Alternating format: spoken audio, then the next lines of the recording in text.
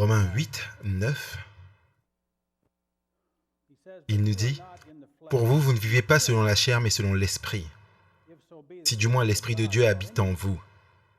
Si quelqu'un n'a pas l'Esprit de Christ, il ne lui appartient pas. » Donc, une des qualifications majeures d'être un chrétien, c'est d'avoir le Saint-Esprit. On peut professer tout ce qu'on veut, mais si on n'a pas l'Esprit de Dieu, ce que nous disons n'est pas véritable. Encore, 1 Jean 4, 20.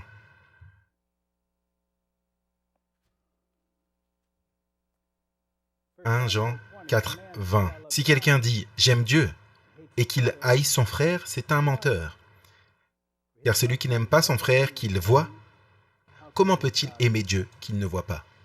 Donc une deuxième caractéristique d'un chrétien, c'est qu'on aimera. On s'aimera les uns les autres. C'est l'expérience dont Ellen White a parlé pour ceux qui sont prêts à rencontrer Jésus dans Jésus-Christ 641. L'amour pour le prochain est la manifestation terrestre de l'amour de Dieu. C'était pour implanter cet amour, pour faire de nous des enfants d'une même famille, que le roi de gloire est devenu un avec nous.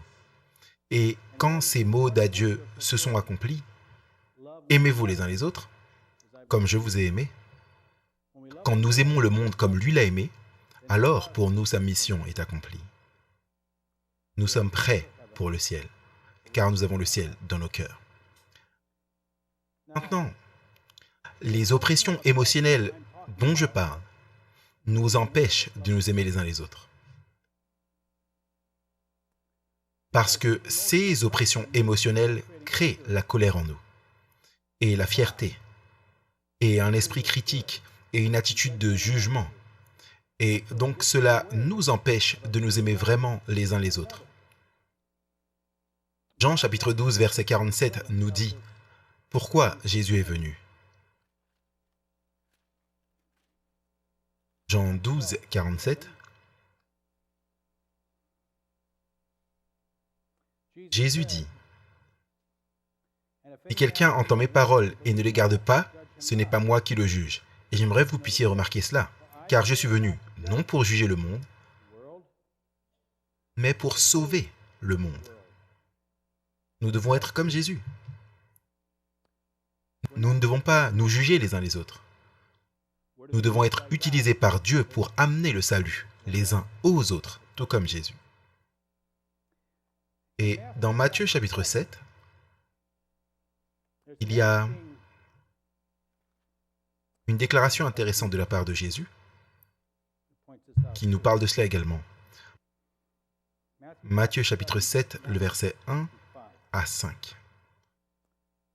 Ne jugez point, afin que vous ne soyez point jugés. Car on vous jugera du jugement dont vous jugez, et l'on vous mesurera avec la mesure dont vous mesurez. Pourquoi vois-tu la paille qui est dans l'œil de ton frère, et n'aperçois-tu pas la poutre qui est dans ton œil? Ou comment peux-tu dire à ton frère, laisse-moi ôter la paille de ton œil, toi qui as une poutre dans le tien? Hypocrite, ôte premièrement la poutre qui est dans ton œil, et alors tu verras comment ôter la paille qui est dans l'œil de ton frère. Ces oppressions émotionnelles que nous avons sont comme des poutres dans nos yeux qui nous empêchent d'aider vraiment nos frères parce que nous ne voyons pas clairement. Vous voyez, Dieu regarde au-delà de nos défauts et voit nos besoins. Dieu est émotionnellement sain. Quand nous ne sommes pas sains émotionnellement, que nous sommes déprimés, en colère, nous avons peur, dans les doutes, dans l'esprit critique, nous réagissons constamment aux défauts des autres. Et il nous est impossible de voir au-delà de leurs défauts et de voir leurs besoins et de devenir thérapeutique pour eux. Et vous voyez, c'est le problème de la Odyssée. Ils ne sont pas thérapeutiques. Ils ne sont pas capables d'apporter la vie et la santé à ceux avec qui ils entrent en contact. Jésus nous regarde avec compassion, avec des yeux compatissants. Quand il nous voit tomber et il nous voit lutter avec la colère et l'esprit critique et ainsi de suite, il nous regarde avec compassion parce qu'il voit au-delà de cela. Il voit notre besoin et il est là pour nous aider avec ce besoin. Et quand nous sommes guéris émotionnellement, nous aurons les yeux de Jésus. Nous pourrons nous voir les uns les autres avec compassion, à la place de réagir les uns aux autres, réagir aux fautes les uns des autres. Nous ressentirons la compassion de notre cœur, la compassion de Jésus, les uns envers les autres. Et par la grâce de Dieu, nous saurons comment nous entraider. Nous pourrons confesser nos fautes les uns aux autres. Nous pourrons prier les uns pour les autres. Nous pourrons être guéris, comme Jean le dit. Et ce dont je parle dans cette présentation, et ainsi que dans la présentation précédente, la guérison émotionnelle, permettra que cela se produise. Le christianisme est une relation avec une personne, numéro 1. Il y a des doctrines, il y a des enseignements. Mais par-dessus tout, le christianisme est une relation avec une personne. Et cette personne, c'est Dieu. Dieu est relationnel. Et savoir que Dieu vous aime est essentiel à cette relation avec lui. Et Satan fait tout ce qu'il peut pour brouiller tout cela dans votre vie et dans la mienne. Il nous amène des souffrances dans l'enfance et nous développons un amour, une acceptation conditionnelle et toutes ces choses. Et donc nous projetons cela sur Dieu parce que c'est ce que nous connaissons de la vie. Il fait tout ce qu'il peut pour se mettre en travers de notre expérience de l'amour de Dieu. Mais au fur et à mesure que nous apprenons au plus profond de notre cœur que Dieu nous aime, nous serons alors mieux en mesure de faire l'expérience de la pleine délivrance que Dieu veut que nous ayons et que nous devenions comme Jésus. Éphésiens chapitre 3, ce sera le texte principal, le texte de base pour cette étude. Éphésiens chapitre 3.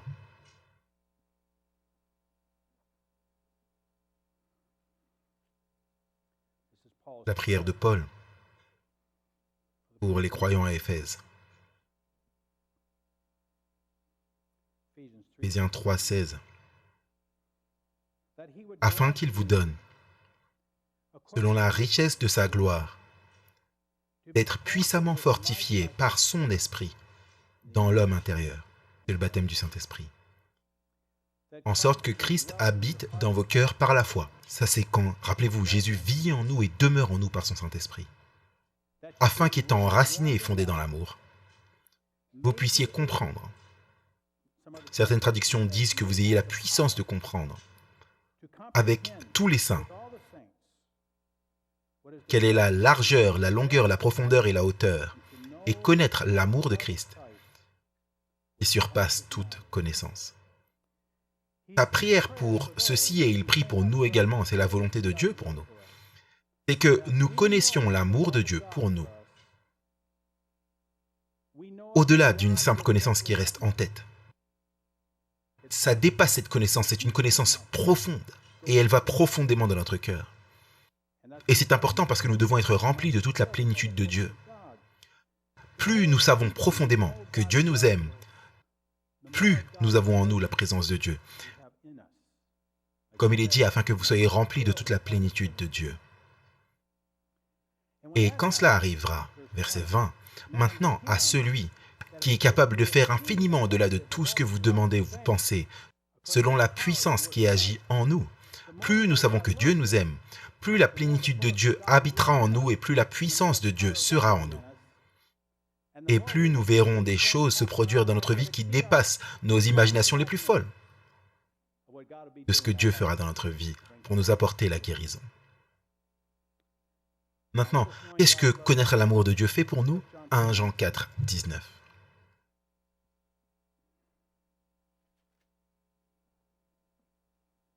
Un simple petit verset, vous le connaissez probablement par cœur. Pour nous, nous l'aimons, on parle de Dieu, parce qu'il nous a aimés le premier. Ce que ce texte dit, c'est que vous et moi ne pouvons aimer Dieu qu'au degré où nous savons qu'il nous aime. Si ma connaissance de l'amour de Dieu est intellectuelle, si vous deviez me demander, Denis, est-ce que Dieu t'aime? Et je dirais oui. Et comment tu sais ça? Eh bien, Jésus est mort à la croix. Certaines choses. Mais si c'est simplement intellectuel, je ne peux que répondre à Dieu dans l'amour sur une base intellectuelle. Mais plus cela va dans mon cœur, que je sais qu'il m'aime, alors je peux aimer Dieu en retour du fond de mon cœur. Donc nous ne pouvons qu'aimer Dieu dans la mesure où nous savons qu'il nous aime. Et c'est pourquoi Paul prie. Il dit, je prie afin que vous puissiez connaître l'amour de Christ qui va au-delà de la compréhension, au-delà de la connaissance, qui va profondément dans votre cœur. Parce que quand vous savez cela, des changements puissants commenceront à se produire dans votre vie. Puis le même chapitre, 1 Jean 4, et cette fois le verset 21. Et nous avons de lui ce commandement, que celui qui aime Dieu aime aussi son frère.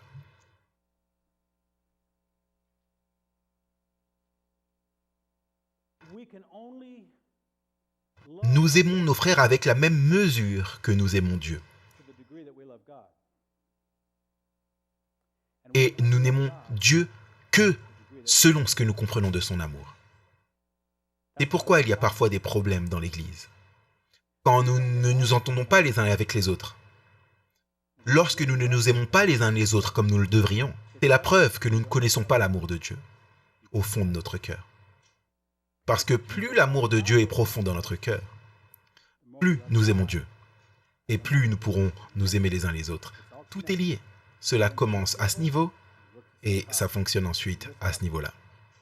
Et encore une fois, Satan le sait et il veut se mettre en travers de toutes les manières possibles pour empêcher que cela se produise.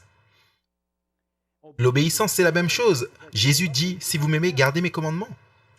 Vous voyez, si ma connaissance de l'amour de Dieu pour moi est intellectuelle, alors mon amour pour lui est intellectuel. Alors mon obéissance des commandements est intellectuelle. C'est superficiel. Mais si je sais au plus profond de mon cœur que Dieu m'aime et je l'aime en retour de tout mon cœur, alors mon obéissance à Dieu sera de tout mon cœur. Tout est lié. Mon amour envers Dieu, mon amour envers vous, mon obéissance à Dieu, observer ses commandements, tout est fondé sur le fait que je sais que Dieu m'aime. C'est au cœur de tout cela. C'est le fondement de tout cela. Et dans 1 Jean 4, 18, il dit ici, la crainte n'est pas dans l'amour, mais l'amour parfait bannit la crainte. Car la crainte suppose un châtiment, et celui qui craint n'est pas parfait dans l'amour. Plus profondément dans mon cœur je sais que Dieu m'aime, plus j'expérimenterai le fruit de l'esprit, l'amour, la joie, la paix, la foi. Je n'aurai pas peur. Je n'aurai pas de doute. Parce que je sais au plus profond de mon cœur que mon Père céleste m'aime, que je peux lui faire confiance. Toutes ces choses sont liées. Maintenant, la raison pour laquelle c'est important, à d'autres niveaux, c'est lorsque nous luttons avec le péché. Lorsqu'une personne lutte contre la colère ou les troubles de l'alimentation, l'alcool, les drogues, la pornographie, peu importe, ils essaient de soulager la douleur. Ils essaient d'échapper à la douleur à travers la chair. Ça ne marche pas. Ça peut donner un soulagement très très temporaire, mais ce qui vient plus tard est encore pire. Et donc, ce sont encore des symptômes de douleur plus profonde dans le cœur. Et ils essaient de soulager cette douleur à travers la chair, essayant de soulager cette douleur émotionnelle. Mais ça ne marche pas. Maintenant, les expériences qui se produisent dans notre vie.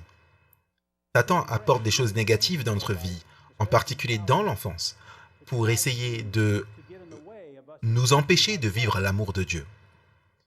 Et donc, dans l'enfance, souvent, nous sommes profondément blessés. Et nous tous, à un degré ou à un autre, nous avons expérimenté l'amour conditionnel de nos parents. L'acceptation conditionnelle. Et cela peut nous amener à avoir des sentiments d'indignité, d'inutilité, de honte. Et lorsque cela se produit, c'est dans la nature humaine de développer des attitudes d'autoprotection afin que nous ne soyons plus blessés. On va se protéger et soulager la douleur. Maintenant, je vais vous donner deux listes ici. Voici quelques comportements d'autoprotection qu'on met en œuvre quand on se sent inutile à cause de la douleur qu'on a eue, particulièrement dans l'enfance. La colère, lorsque les circonstances semblent hors de contrôle. La peur des émotions. La peur d'éprouver des sentiments ou que les choses soient incontrôlées. Des difficultés à dire non aux gens. La peur d'essayer des choses nouvelles ou la peur de l'échec. La dépression fréquente. Les péchés compulsifs ou les habitudes addictives. Le besoin de réussir pour être accepté. Nous pourrions développer des comportements indépendants ou autosuffisants pour nous protéger lorsque nous avons été blessés. Voici certains d'entre eux. L'isolement et les difficultés à se faire des amis proches. Le fait d'éviter de se mettre dans une position de besoin ou de dépendance à l'égard de qui que ce soit. Une grande difficulté à demander une faveur ou de l'aide. Se sentir beaucoup mieux lorsqu'on donne que lorsqu'on reçoit. Et quand vous recevez, vous ressentez le besoin de rembourser immédiatement. La peur ou le fait d'être mal à l'aise dans un petit groupe sans être le leader qui contrôle ou vous retirer pour ne pas participer. Se sentir toléré plutôt qu'accepté. Je sais que quand j'ai lu ça pour la première fois, je pouvais me voir dans certaines choses. J'ai quelques sentiments comme ça. Ce sont des symptômes de blessures profondes dans notre cœur. Nous essayons d'éviter d'autres douleurs en mettant des coquilles autour de nous. Et cette coquille empêche les gens de s'approcher trop près de nous, mais cela nous empêche également d'expérimenter l'amour de Dieu profondément dans notre cœur. Ça devient une barrière. Nous pouvons essayer d'éviter la douleur émotionnelle de deux manières. À travers la chair. J'ai mentionné cela il y a un instant. L'alcool, la drogue, la colère, peu importe. Ressentir la douleur et on va échapper à la douleur à travers les choses de la chair. Ou à travers la religion. Ça devient du légalisme. L'idée là-dedans, c'est que si je peux simplement obéir parfaitement à Dieu, finalement, je serai accepté. Ça ne fonctionne pas non plus. Au lieu de cela, ça développe d'autres problèmes. Et j'ai vu des gens aller dans un pendule comme ça. Ils sont à l'église et ils sont dans le légalisme parce que c'est tout ce qu'ils connaissent. Je ne peux qu'être accepté de Dieu si je suis parfait et j'obéis parfaitement à Dieu. Alors il va finalement m'accepter. Ça ne marche pas et ensuite, ils vont abandonner et ils vont dans la chair. Ils sortent. Et il y a beaucoup de culpabilité là parce qu'ils étaient dans l'autre et ensuite ils retournent. J'ai vu des gens aller et revenir comme ça. Et tout est basé sur le fait qu'ils ne savent pas vraiment que Dieu les aime. L'amour de Dieu dans leur esprit est très très conditionnel. Très conditionnel. C'est tout ce qu'ils ont connu. Nous avons le concept à l'envers. Nous pensons que si nous pouvons vraiment surmonter nos fautes, nos péchés, nos échecs, alors nous aurons la paix. Ce n'est pas vrai. C'est quand nous aurons la paix en connaissant l'amour inconditionnel de Dieu, c'est alors que nous commencerons à avoir la victoire sur le péché, sur nos fautes, sur nos échecs. Et nos blessures, nos douleurs ne peuvent qu'être guéries d'une seule manière, en expérimentant l'amour inconditionnel de Dieu. L'amour est le plus grand environnement de guérison, le plus grand. Jésus avait deux choses très importantes dans sa vie et j'ai lu ce texte plusieurs fois, je ne le relirai pas encore. Quand il a été baptisé, rappelez-vous, il a prié et il a reçu le baptême du Saint-Esprit. Il a eu cela. Et deuxièmement, rappelez-vous ce que le Père a dit. Ceci est mon Fils bien-aimé, en qui j'ai mis toute mon affection. C'est la deuxième chose qu'il a eue. Il savait que son Père l'aimait. Vous et moi avons besoin des deux mêmes choses. Nous avons besoin du baptême du Saint-Esprit et nous devons savoir que Dieu nous aime. Même quand nous nous trompons, même quand nous sommes dans le gouffre du péché, nous savons toujours que Dieu nous aime. C'est les seules choses qui nous permettront de sortir. C'est l'histoire du fils prodigue d'ailleurs. La seule chose qui lui permet de revenir, c'est au moins qu'il pensait que son père serait juste au moins il reviendrait en tant que serviteur. Il avait son petit discours tout prêt. Mais rappelez-vous, quand il revenait, alors qu'il était encore loin, le Père l'a vu. C'est comme ça que Dieu est. Peu importe à quelle distance vous êtes de lui, il vous cherche et il désire que vous puissiez revenir. Et le moment où le fils revient, et vous savez, le père a couru vers lui, il l'a rencontré, a mis sa robe autour de lui, il l'a ramené à la maison, il a fait une fête, tout était oublié, pardonné. Il n'a pas réalisé à quel point son père l'aimait jusqu'à ce qu'il l'expérimente. C'est l'un des paradoxes du péché. Parfois, plus nous tombons dans le péché, et nous réalisons toujours que Dieu nous aime, plus nous l'aimons en retour. Parce que nous savons que nous sommes si indignes que nous ne méritons pas d'être acceptés du tout. Vous ne pouvez pas aller si loin dans le péché que la grâce ne soit pas là. Peu importe où vous êtes allé, la grâce de Dieu est là pour vous rencontrer. Et ne pensez jamais que Dieu ne vous aime pas. Peu importe ce que vous avez fait, où est-ce que vous en êtes, ne pensez jamais cela. Donc il y a 3 choses que nous pouvons faire pour renverser ces forteresses qui sont en nous, qui nous empêchent d'expérimenter l'amour de Dieu. L'une, c'est d'être rempli de l'Esprit. Parce qu'il est dit, l'amour de Dieu est répandu dans notre cœur par le Saint-Esprit. C'est le Saint-Esprit qui met l'amour dans notre cœur. Il y a aussi ce que j'appelle la prière d'écoute. Ce texte que nous avons lu plus tôt dans 2 Corinthiens 10, il renversera les forteresses. Nous avons des forteresses en nous. Ce qu'elles sont, c'est des expériences blessantes dans notre passé. C'est une forteresse.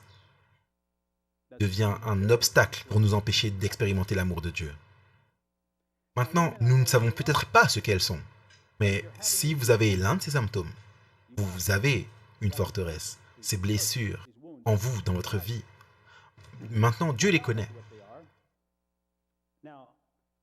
Quand j'ai traversé la prière de pardon avec vous lors de la dernière session, ce sont des forteresses que vous savez être là. Vous connaissez les gens qui vous ont blessés. Et dans la prière de pardon, vous passez par cette prière et vous confessez. Et vous commandez à l'esprit d'amertume, de colère, de non-pardon, de se séparer de vous. Et vous dites, Père, pardonne-moi pour ma colère, mon amertume, mon non-pardon. Et vous dites, Père, je pardonne. Donc vous savez ce qu'est cette forteresse. Vous savez ce qu'est cette blessure. Et vous pardonnez à cette personne qui vous a blessé. Je pardonne à ma mère, mon père, peu importe. Donc ce sont des forteresses que vous connaissez qui sont là, que Dieu vous a rappelées.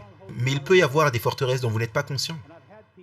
Et j'ai eu des personnes qui m'ont dit, ils voient les symptômes, mais qu'ils ne se souviennent de rien. Ils sont bloqués. Ils ne savent pas ce que c'est qui est en eux. Leur cause, cette dépression, cette colère, cet esprit critique. Et il y a donc ce que j'appelle la prière d'écoute, où vous pouvez demander à Dieu de vous révéler les forteresses. Vous empêche de vivre son amour. Vous pouvez lui demander de les supprimer. Et il vous les révélera. Je vais simplement partager ma propre expérience. Quand j'ai commencé à comprendre une partie de tout ça, j'ai dit, oh, je savais que je ne comprenais pas l'amour de Dieu et ne croyez pas que j'y suis déjà. Je veux encore connaître plus profondément dans mon cœur son amour pour moi. Mais je savais dans une grande mesure que ma connaissance de l'amour de Dieu était intellectuelle. Je ne voulais pas que ça reste de cette façon, donc j'ai commencé à demander à Dieu, est-ce qu'il y a des forteresses en moi? Montre-moi s'il y a quelque chose qui m'empêche de vivre ton amour. Et c'est l'une des plus grandes tragédies. Dieu est si aimant. Et nous en savons si peu. Ça, c'est la grande tragédie. Mais cela va changer. Pour cette dernière génération, ils connaîtront l'amour de Dieu plus profondément que n'importe quelle génération qui ait jamais vécu. Donc j'ai commencé à prier et à faire cette prière. Et un jour en prière, je priais et je ne pense même pas que je priais à ce sujet. Et le Seigneur m'a rappelé cette histoire. D'ailleurs, je devrais vous raconter ça avant. Quand j'avais 6 mois, j'ai été adopté. Bien sûr, je ne le savais pas à 6 mois. Et je ne savais pas que j'avais été adopté. Et j'ai découvert que j'avais été adopté quand j'avais 23 ans. Et c'est à ce moment-là que j'ai déménagé pour aller à la faculté de théologie. Donc, j'ai eu la chance de remporter ma mère biologique et mon père biologique une fois. Ma mère biologique plusieurs fois d'ailleurs, père et sœur et ainsi de suite. Mais j'ai commencé à prier au Seigneur. Et il a commencé à me raconter l'histoire de mon adoption. Je n'ai pas entendu une voix audible, mais j'ai entendu sa voix. Vous savez d'ailleurs, Dieu vous parlera aussi. Il m'a raconté l'histoire, vous voyez, quand je vivais, j'avais de bons parents. J'ai toujours pensé que j'avais des bons parents. La famille Smith était très bonne. Ma mère et mon père. Ils n'étaient pas parfaits, comme aucun d'entre nous. Et je me souviens qu'en grandissant, ils disaient des choses comme « Si tu ne te comportes pas bien, on te ramènera chez les Indiens. » Non, J'étais tout petit et j'imaginais une tribu là-bas. Mais j'ai mis ça sous le tapis, j'y pensais pas trop. Et ils avaient l'habitude de dire, ça semble un peu dur maintenant, mais ils disaient, tu sais ce qu'ils font aux mauvais garçons? Ils les envoient dans un pensionnat, ils les attachent à un lit et ils les battent. Donc, j'essayais d'être un bon garçon. Et ce genre de choses se passait. Ils ne le disaient pas souvent, mais juste quelques fois comme ça. Parce que je m'en souviens. Quand je suis devenu un adventiste du 7e jour, ils m'ont désavoué en tant que fils. Ils ont enlevé toutes les photos, il n'y avait plus de communication. Avec le temps, ça s'est amélioré, mais dans le temps, c'est ce qui se passait. Et plusieurs autres choses se sont produites. Et mon tempérament est d'une telle façon que moi j'ai mis tout ça sous le tapis. Je voulais pas gérer les conflits, alors j'ai oublié tout ça. Et je n'avais pas réalisé que ces choses, même si vous n'en êtes pas conscient, ça a un impact sur vous. Qu'est-ce que c'est ça? C'est l'amour conditionnel. Et nous transférons cela à Dieu. Et donc quand je priais un jour, après que je lui ai demandé, je ne sais pas combien de fois, de temps en temps, je m'en souviens, je lui disais, montre-moi s'il y a quelque chose. Un jour, je priais, et il m'a raconté l'histoire de mon adoption. Et il a dit que lorsque les Smiths t'ont amené dans leur maison, ils méprisaient la famille d'où tu venais. Ils se sentaient supérieurs à cette famille. Et donc ils t'ont ramené chez eux, et tant que tu vivais dans les attentes des Smiths, leurs valeurs, leurs attitudes, la façon des Smiths de faire les choses, tu étais accepté. Et donc, j'ai été élevé de manière conditionnelle dans leur esprit. Et ainsi, c'était devenu très clair pour moi l'aspect d'amour inconditionnel de mon enfance. Et dans cette prière, j'ai pardonné à mes parents pour leur amour conditionnel et leur acceptation conditionnelle. Et cela m'a fait monter les larmes, parce qu'il y avait des choses là. Puis Dieu a dit, « Denis, moi je t'aime de manière inconditionnelle. » À travers tout ça. Ça aussi, ça a fait monter les larmes.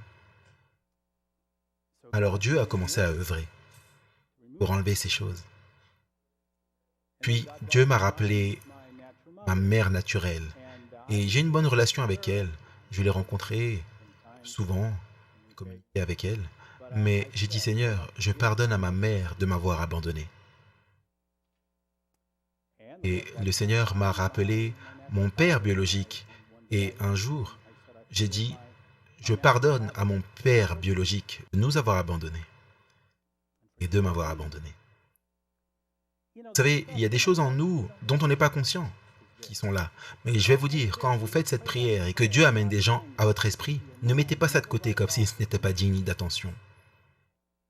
Il répond à votre prière et il vous amène là. Et parfois, ça peut être profondément émotif. Vous voyez ce qui se passe lorsque vous traversez ces expériences, il y a la douleur là. Et quand vous y allez, dans la prière ou dans ce processus, vous puiserez dans cette douleur. Et vous aurez des larmes. Mais c'est la libération. Et Dieu est avec vous dans le processus et il apporte son amour de guérison, là où se trouve cette douleur. Et donc, cela fait partie du processus d'être libre. Et donc, chaque fois que Dieu apporte ces choses à votre esprit, vous vous pardonnez à ceux qui vous ont blessé. Et ensuite, vous dites encore, Seigneur, je leur pardonne, et je te demande de leur pardonner, je te demande de les bénir. C'est le processus. Et la guérison commence à avoir lieu, et la guérison est un processus. Encore une fois, vous ne serez pas peut-être guéri instantanément, mais c'est un processus de guérison. Il peut y avoir d'autres choses que vous devez également traiter. Dans notre groupe de fraternité à la maison, le mercredi soir, c'est instinctif. Dieu travaille avec chacun d'entre nous dans certains de ces domaines. Et je commenterai cela Vous seriez surpris du nombre de femmes et certains hommes qui, dans nos congrégations, ont été abusés sexuellement dans leur enfance. Il y a beaucoup d'abus sexuels. Et Satan sait à quel point c'est dévastateur. C'est terriblement dévastateur pour un individu quand cela se produit. Et j'ai découvert que parfois, je ne dirais pas tout le temps, mais parfois, la fibromyalgie est liée à cela. Parce que la douleur est si intense que cela peut entraîner aux symptômes physiques. Pas tout le temps, mais parfois c'est le cas. Et dans notre groupe, l'une des femmes de notre groupe, nous sommes tous assez proches les uns des autres, on prie les uns pour les autres, on parle de nos problèmes. Et j'ai montré une série de DVD à l'église qui est particulièrement pour les couples, mais ça peut être aussi pour les célibataires. Et ça parle un petit peu de cela, pas exactement, mais un peu. Donc j'ai eu quelques adventistes qui m'ont appelé, qui ont lu certains des livres que j'ai écrits et m'ont demandé si j'étais familier avec cet individu en particulier, avec ses enseignements. J'ai dit non, alors j'ai regardé et ça avait l'air plutôt bien. Donc un sabbat, il y a quelques semaines, cet homme, il a utilisé une illustration d'abus sexuel. Une femme qui avait été abusée sexuellement et comment elle était en train d'être guérie. Et cette dame qui regardait était une membre de notre groupe de maison. Et elle se sentait très mal à l'aise de regarder le DVD. Elle s'est levée, elle est sortie. Elle a été dans la cuisine et elle est revenue un peu plus tard. Et c'était le sabbat. Et c'était samedi soir ou dimanche soir, je ne me souviens plus. Mais nous avons reçu un email de sa part où elle dit que pour la première fois de sa vie, elle a réalisé qu'elle a été abusée sexuellement. C'était si douloureux qu'elle l'avait totalement mis de côté. Elle a dit que ce qui lui est arrivé, c'est que parce qu'elle priait, elle faisait cette prière, elle demandait à Dieu d'enlever tout ce qui est dans sa vie, qui est une forteresse, afin qu'elle expérimente son amour. C'est comme si Dieu lui avait montré une vision, quelque chose. Elle a vu cette petite fille, elle avait à peu près 8 ans, et elle a dit, c'est ma robe, mes chaussures. Puis elle a commencé à regarder la scène, et elle s'est rendue compte que c'était dans une grange où elle vivait. Et elle a vu que son oncle était là. Et Dieu lui a montré jusqu'à un certain point. Puis ça s'est arrêté. Puis après l'acte, il lui a montré à nouveau ce que l'oncle avait dit. Et c'était dévastateur pour elle. Elle a dit plus tard, en grandissant dans sa vie, elle s'est toujours dit, au moins, je n'ai jamais été agressée sexuellement. Et maintenant, elle a réalisé qu'elle l'avait été. C'était très douloureux. Et elle a dit qu'elle se réveillait avec son oreiller trempé de larmes. Et elle se réveillait en position fétale. La douleur était si intense de se rendre compte. Cela s'est produit un dimanche. Je lui ai parlé au téléphone et nous avons parlé de cela et elle était au courant de la prière de pardon. On avait vécu ces choses et d'autres personnes aussi les avaient vécues dans le groupe. Et elle n'était pas sûre d'être prête pour cela, ce que je pouvais comprendre. Mais mercredi, quand elle est venue dans le groupe, elle a décidé. Je veux passer au-dessus de ça. Et donc nous avons fait la prière de pardon. Et elle a pu se libérer totalement et être libre. La honte avait disparu. Le dégoût, la colère, l'amertume. Dieu a emménagé. Et ce qu'elle décrit, c'est qu'elle dit elle pouvait maintenant revenir sur sa vie et voir pourquoi a géré certaines situations comme elle l'a fait. Parce qu'avant, elle ne comprenait pas pourquoi elle réagissait d'une certaine manière. Mais maintenant, elle savait. Et elle a décrit cela et elle a dit, c'est comme si mon cœur s'ouvrait plus qu'il n'a jamais été ouvert et que j'expérimentais un niveau de vie que je n'avais jamais connu auparavant. Donc cette chose était en elle, pesant sur sa vie, créant des choses négatives dans sa vie. Et elle n'en était même pas consciente.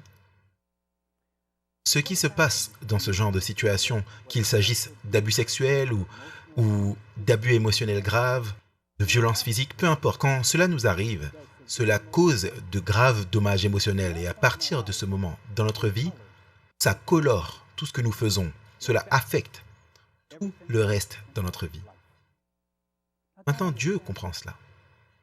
Et cela nous amène à nous comporter d'une certaine manière. C'est pourquoi, encore une fois, Dieu regarde au-delà de nos fautes et voit notre besoin.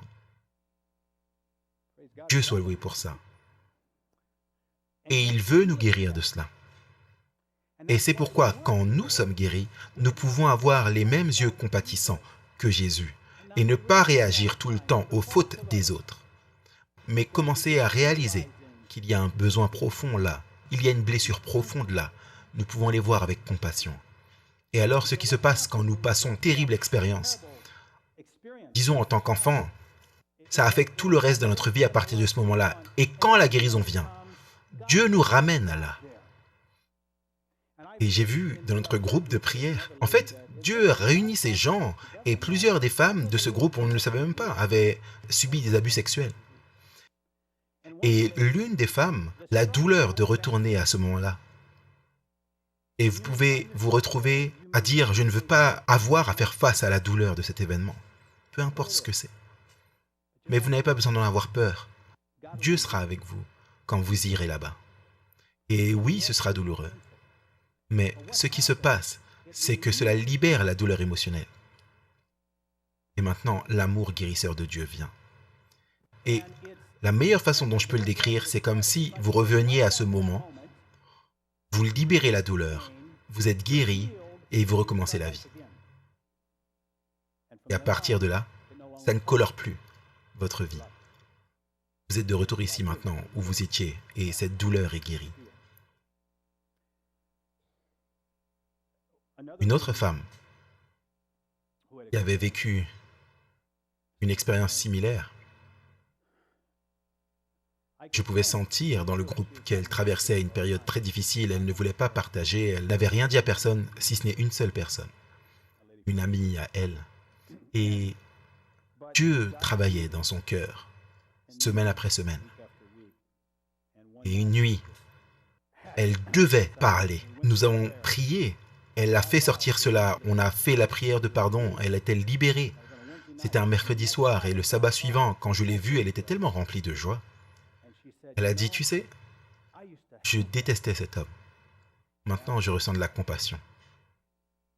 C'est un miracle de Dieu de ressentir cela envers quelqu'un qui vous a fait quelque chose d'aussi terrible. Mais ça commence avec les yeux de Jésus. C'est pourquoi Jésus dit, tant que dans la poutre et dans notre œil, nous ne verrons pas clairement. Mais lorsque nous ôterons la poutre de nos yeux, alors nous pourrons voir clairement et aider nos frères et sœurs à enlever la paille qui est dans leur œil. Et Dieu veut nous utiliser de cette façon.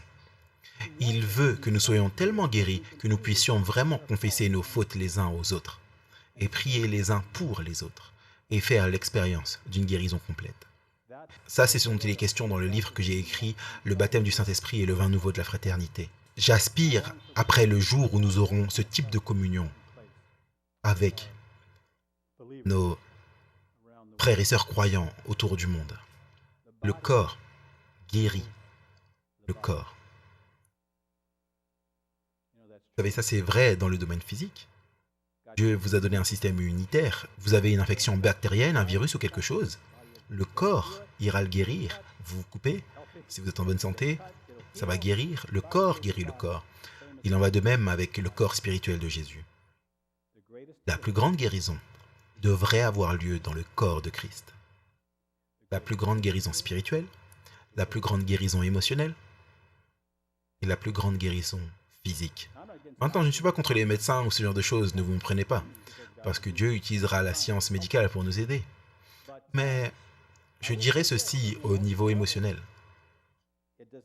Ça ne prend pas des semaines, des mois et des années pour être guéri.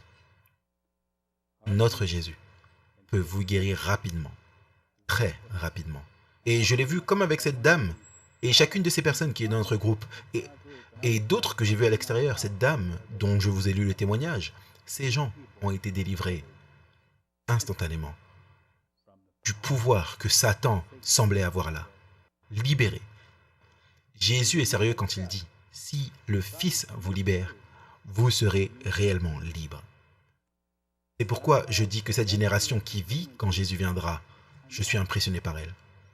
Ils vont être si libres de toute oppression de Satan spirituellement, émotionnellement et physiquement. J'aimerais que vous puissiez vous souvenir de ces choses, de l'attitude de Dieu envers vous.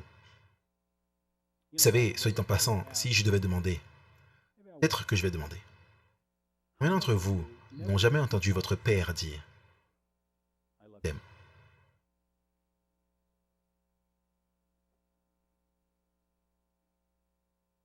Ce n'est pas surprenant. Peu d'entre nous sont dans cette catégorie. Mais votre Père Céleste vous aime. Voici ce qu'il vous dit. Car je connais les plans que j'ai pour toi. Des plans pour te faire prospérer, pas pour te nuire. Des plans pour te donner de l'espoir et un avenir. Le Seigneur ton Dieu est avec toi. Il est puissant pour sauver. Il prendra un grand plaisir en toi. Est-ce que vous saviez cela? Votre Père se délecte en vous. Il te calmera avec son amour. Il se réjouira de toi par des chants. Mon fils, ma fille, je t'aime. Tu es précieux pour moi. Tu vaux la vie de Jésus pour moi. Je suis si fier de t'appeler mon fils, ma fille. Laisse-moi t'envelopper de mes bras. Tu es en sécurité en moi. Personne ne peut ébranler mon amour pour toi ou le destin que j'ai prévu pour toi. Qui nous séparera de l'amour de Christ?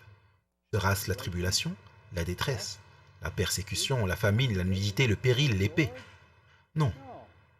Toutes ces choses, nous sommes plus que vainqueurs par celui qui nous a aimés. Car je suis persuadé que ni la mort, ni la vie, ni les anges, ni les principautés, ni les puissances, ni les choses présentes, ni les choses à venir, ni la hauteur, ni la mort, ni aucune créature ne pourra nous séparer de l'amour de Dieu qui est manifesté en Jésus-Christ notre Seigneur. Et ma prière pour nous tous, c'est que nous expérimentions au plus profond de notre cœur que Dieu nous aime. C'est au cœur de tout ce que j'ai dit aujourd'hui, hier. Si nous pouvons en faire l'expérience, ce sera au cœur de tout le reste. Et nous serons victorieux lorsque nous comprendrons que ce sont les armes de notre guerre. Et à travers tout cela, nous savons que Dieu nous aime. Prions. Notre Père plein de grâce et aimant, je te remercie, Seigneur, de nous aimer.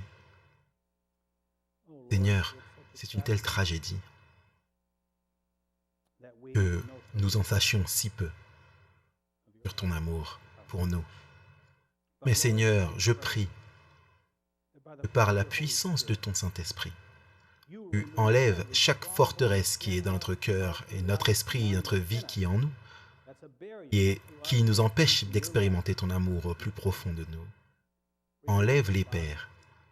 Montre-nous ce qu'elles sont. Puissons-nous être libérés de ces choses, afin que nous puissions connaître au fond de notre cœur ton amour. Et je sais, Père, que nous n'aurons pas de peur. Nous serons remplis de joie. Nous serons remplis de paix. Nous serons remplis de foi. Notre relation avec toi sera une relation d'amour. Nous t'aimerons de tout notre cœur. Et alors, je sais, Père, que nous serons prêts à traverser la crise finale et à rencontrer notre Seigneur. Parce que je sais qu'alors, nous serons prêts à donner notre vie les uns pour les autres. Et nous préférerons mourir de te déshonorer. Amène-nous à ce niveau, Seigneur. Je sais que c'est ta volonté. Au nom précieux de Jésus. Amen.